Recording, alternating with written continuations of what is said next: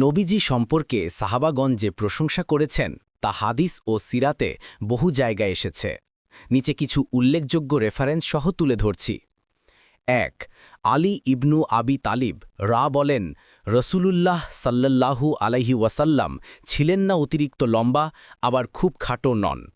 তার হাত পা ছিল মজবুত, মাথা ছিল বড়, চুল ছিল না একেবারে কোকড়ানো, না একেবারে সোজা, বরং ঢেউ খেলানো। যখন হেঁটে যেতেন মনে হতো উঁচু থেকে ঢালু পথে নামছেন। আমি রাসূলুল্লাহ সাল্লাল্লাহু আলাইহি ওয়াসাল্লামের আগে ও পরে তার মতো কাউকে দেখি নাই। সুনান আত তিরমিজি হাদিস নম্বর 3638।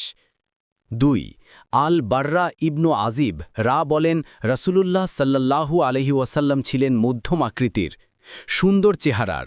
তার চুল ছিল কানের লতির সাথে সমান। আমি তাকে লাল চাদর পরিহিত অবস্থায় দেখেছি।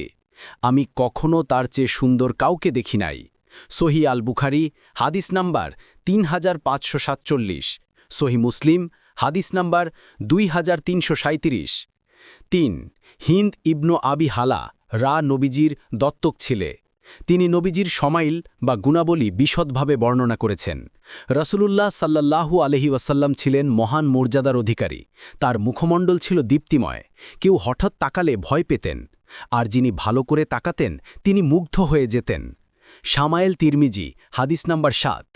৪ আবু হুরায়রা বলেন, আমি রাসূলুল্লাহ সাল্লাল্লাহু আলাইহি ওয়াসাল্লামের মতো সুন্দর কাউকে দেখি নাই, যেন তার মুখমণ্ডল সূর্যের টুকরো। সুনান আত তিরমিজি হাদিস নাম্বার 3648।